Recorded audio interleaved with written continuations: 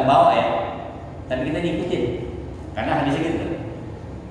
Yatba'ul mayyiti salat, mayat akan diikuti oleh 3 hal. Fayarji'u isnani wa yabqa ma'ahu wahidan. Yang 2 akan kembali, yang 1 akan tetap di dalam kubur. Yatba'u ahluhu wa maluhu wa amaluhu. Yang 3 itu ikut, pertama hartanya, kemudian keluarganya dan amalnya. Fayarji'u ahluhu wa maluhu. Keluarganya dan hartanya kembali pulang, wa yabqa amaluhu, dan amalnya tetap di dalam kubur. Jadi gini intinya, setiap kita meninggal dunia kita akan diiringi oleh 3. Yang pertama keluarga, yang kedua harta, yang ketiga amal. Mungkin kalau kita ke kuburan kan anak, istri, keluarga, kadang nganterin kan ikut kuburan. Nah, yang nganter kita mobil yang nganterin kita udah pulang semua kan, mobil pulang, sampai tiket aja di dalam yang dipakai waktu itu didapetin semua. Dan tinggal 1 yang tetap di dalam itu amal. Itu amal. Nah, ada satu hal yang tidak dicatat buat kita. Ketika di dalam kubur, yang pertama ditanya malaikat apa yang pertama? Man rabbuka.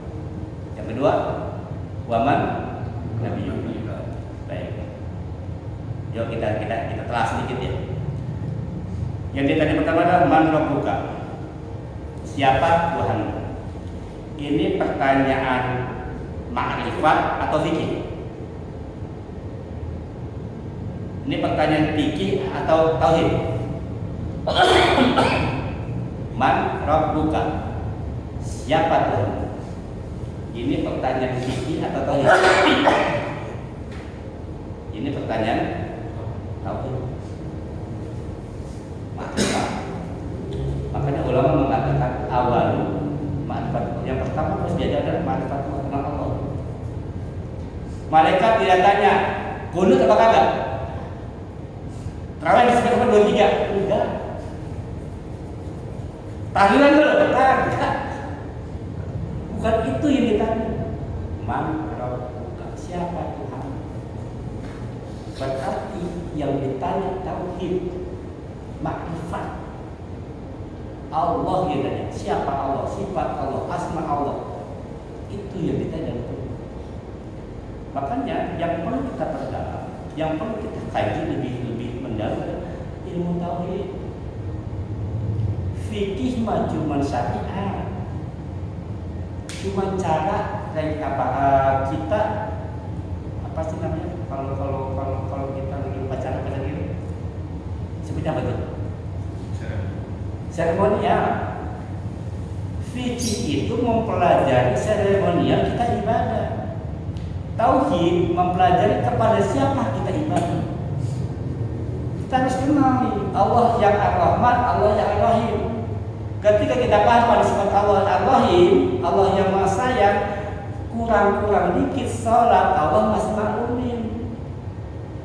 Karena yang penting dia sholat kepada yang Ar-Rahim. Makanya dulu Imam Ahmad itu ketika dari al-Fiqih Imam Ahmad membatal, ya kan? Ketika dia datang kepada seorang ulama, ketika disuruh sholat, dia bilang begini, kamu sudah kenal belum orang yang kamu sebut? Kenali dulu Tuhan, kenali dulu kau, baru kamu akan bisa bagaimana cara beribadah. Maksud dari ayat ini, maksud dari perjanjian adalah yuk perkuat belajar tauhidnya.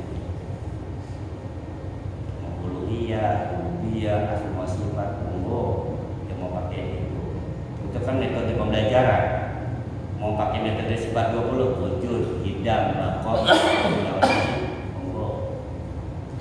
Pelajari dua-duanya karena ujung-ujungnya itu mengacu kepada yang satunya itu Allah Subhanahu wa Ta'ala. Orang kalau sudah bicara ilmu tauhid, ilmu ma'rifat itu udah ini. Karena gini kan, nggak usah kita bicara yang terlalu jauh. Kita asma Allah aja deh. Asma Allah itu terdiri dari apa? Alif, lam, ha. Alif, lam, ha. Uniknya nama Allah ini, ketika dikurangi hurufnya tetap akan kembali ke Allah. Allah, alif, lam, ha. Ketika alifnya hilang, tinggal apa? Lam, ha. lillahi, bagi Allah. Kita tanya ke siapa? Ya ke Allah juga. Alif lam depannya dibuang, tinggal lahu. Ada ayat yang pakai lahu? Lahu ma fis samawati wal ardh. Dialah yang punya langit dan bumi. Siapa dia?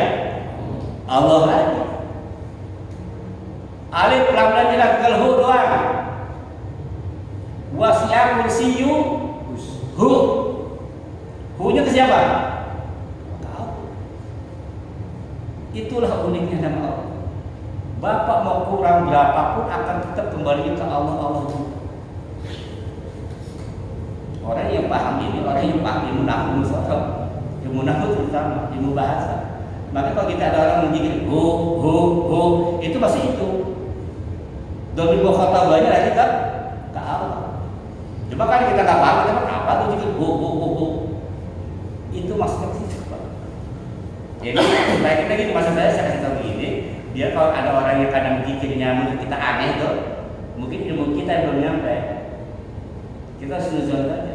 Mungkin dia selama 24 jam gak pernah lepas dari zikir kepada Allah Subhanahu wa Ta'ala. Yang pertama dikaji adalah ma'rifatullah. Yang kedua pertanyaan apa? Wa man nabiyyuka. Berarti ma'rifatul nabi. Kita harus kenal nih Rasulullah seperti apa. Sifatnya, kehidupan sehari-harinya, kasih sayang seperti apa yang dimaksud pada ayat yang berbunyi harisun alaikum bil mu'minina raufur rahim. Itu Rasul memiliki sifat harisun itu apa? Azizun itu apa? Jadi Rasulullah lah yang oleh Allah disayang sedemikian rupa dengan mengisbatkan namanya dengan kata harisun alaikum bil mu'minina raufur rahim. Ar-Rauf dan Ar-Rahim itu asma Allah, tapi itu disematkan kepada Rasulullah sifat Raufur Rahim kepada Rasulullah. Kenapa sifat Rasulullah dikasih Raufur Rahim kepada Allah? Itu kita paham. Orang kalau sudah mengenal Allah dan Rasulullah yang dengan lebih baik, dia tidak akan mudah menyalahkan orang. Dia tidak akan mudah memusyrikan orang. Dia tidak akan mudah membenci orang. Karena dia sadar pada hakikatnya yang saya lakukan di dalam ilmu fikih ini hanya cara ibadah. Yang terpenting adalah bukan sikap diam kita begini, Pak. Kalau baca yang kita lihat siapa nih yang lewat, yang kita hormatin siapa? Dia lebih kepada hakikat. Nah, karena pertanyaan pertama adalah pertanyaan tauhid, pertanyaan tentang ma'rifatullah dan ma'rifatun nabi, perbanyaklah ngaji tauhid. Perbanyaklah ngaji tauhid, baik tauhid uluhiyah, tauhid ketuhanan maupun tauhid risalah tentang Rasulullah Nabi Sallallahu Alaihi Wasallam. Nah, salah satu caranya adalah dengan cara apa? Perbanyak baca sholawat, perbanyak. Insya Allah nanti Allah akan buka. Kita akan paham. Bukan nggak boleh kita baca fikih, boleh. Cuma saya bilang rukun agama ada 3. Ada iman, Islam, ihsan. Sudah pasti dulu di awal, ya kan? Kalau kita iman belajar ilmu tauhid. Kalau Islam belajar ilmu fikih. Kalau ihsan belajar ilmu akhlak, ilmu adab. Ini 3-3-nya nggak boleh dipisah karena satu dibagi 3. Ketika kita terlalu belajar tauhid doang, fikih sama akhlaknya enggak, jadilah ini terlepas micul. Dikit baca sholat kagak. Ada yang gitu? Ada, Pak.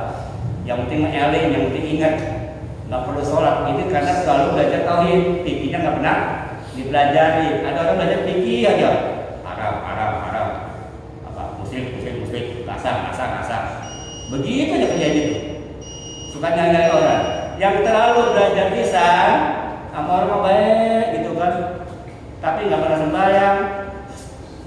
Ada gitu, ada di masyarakat yang baik tapi tidak mau ibadah. Makanya 3-3 harus kita pelajari biar apa? Biar selaras. Dan sampai sini ada pertanyaan dulu, Pak. Berhubung